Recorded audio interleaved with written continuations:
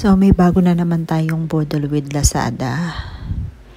This is Ulanzi product. This is my second item from Ulanzi. Yung first item ko from Ulanzi is this, the phone grip.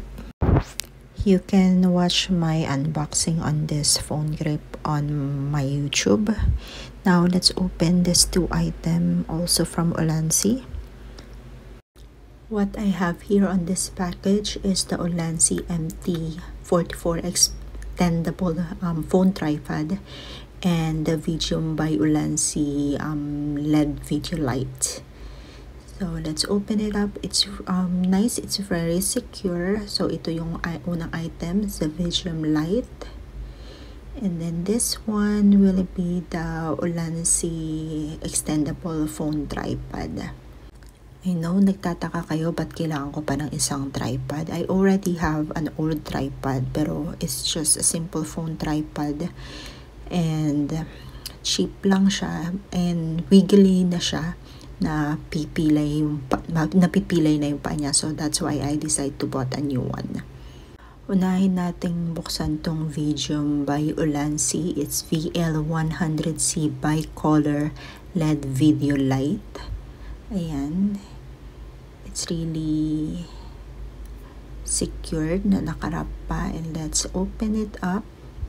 Outside the box, syempre malamang una natin makita is the manual. O, tama.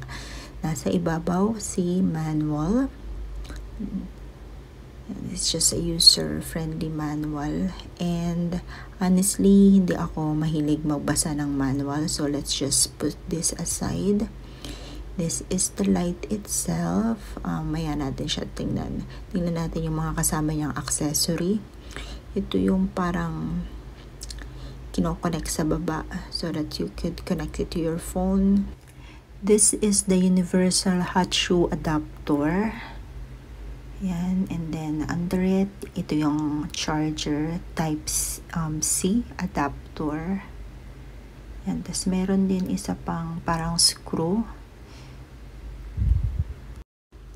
Now, open na natin yung mismong light. Yan, this is the light. Let's open this. Yan. Oh, maliwanag naman siya. Yan, oh. So, if I'm making an unboxing video like this, at least ngayon meron na akong ilaw. It has and two light adjuster sa left and right. Ayan, if you want it to be as light, may isa pang pa adjust ng mismong liwanag. Sa likod makikita mo yung battery capacity. Ayan. So pag alaruan natin, and let's try it in. Ayan, oh. You can make it warm or so light and so white. Yan. Let's just show you. Sarap.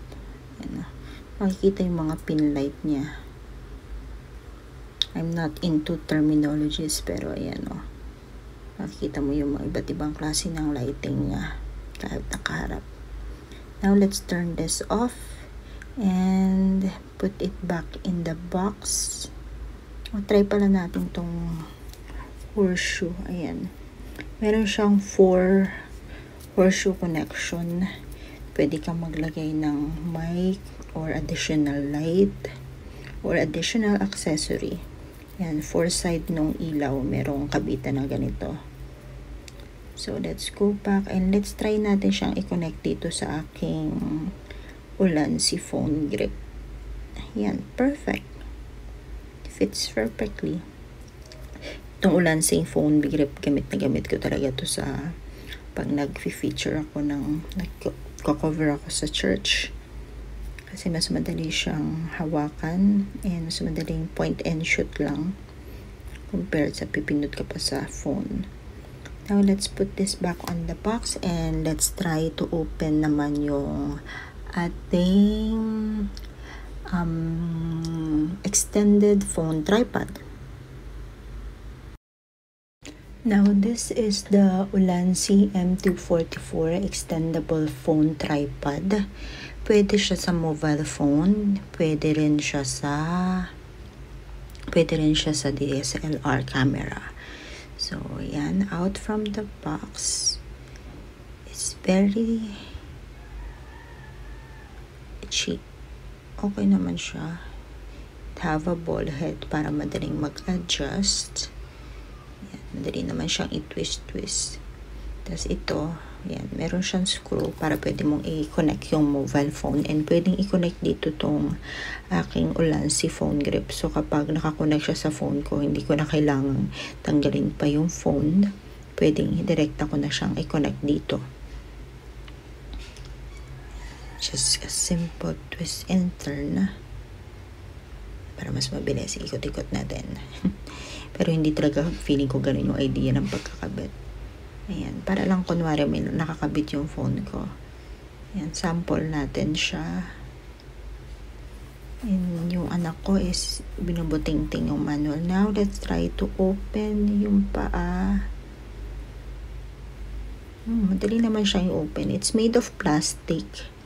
Possibly kaya siya mura lang. It's less than 1,000. If not extended, it's around 340 mm or 1.1 foot. If extended, up to 1,500 mm, which is around 5 foot, 4.59 foot. Ang haba niya kapag naka-extend, so almost 5 foot na. Konti na lang, magsintangkad na kami nito kapag naka-extend siya. So ito, I tried to connect my Ulanzi phone grip on it.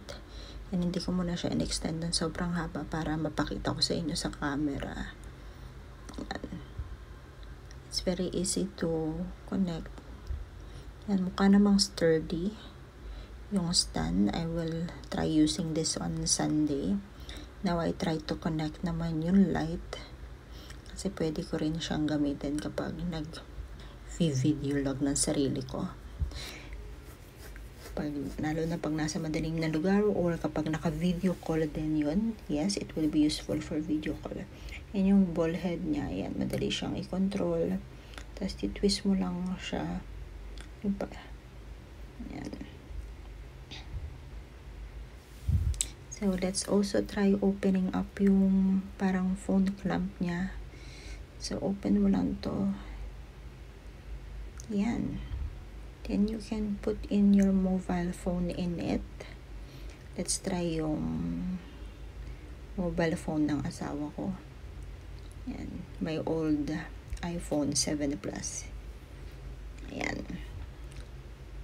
So, everything's good. Kaya naman siyang sturdy. This will be my new body companion and taking videos during Sunday. Para hindi ko lang hawak-hawak yung phone, nakakangalay din kasi kapag hawak lang. Ito ginagamit ko dati yung luma kong tripod. Wiggling na nga siya kasi medyo pilay na yung paa niya. So, hindi ako secure na magiging safe yung phone ko.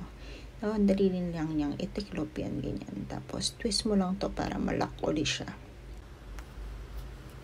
So, I'm not so techy, kaya simple unboxing and first impression lang to. Ngayon, itry natin connect yung phone dito sa ating phone grip.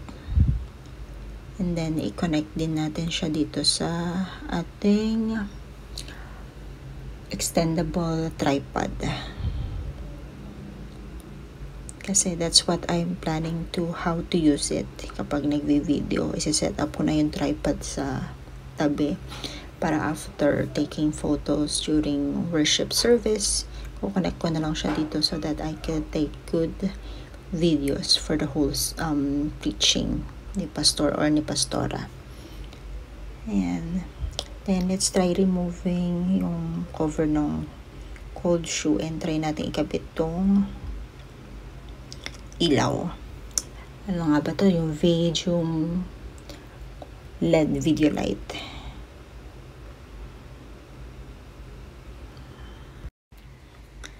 So, ayan. Ayan, ang dali lang niyang ikabit. O, diba? Hindi ko na kailangan ng ring light. Pwede na to. Ganyan lang kapag yung magagawa ako ng video vlog or magvi-video ako or magtitake ako ng picture sa madilim na lugar. So that's it for this video.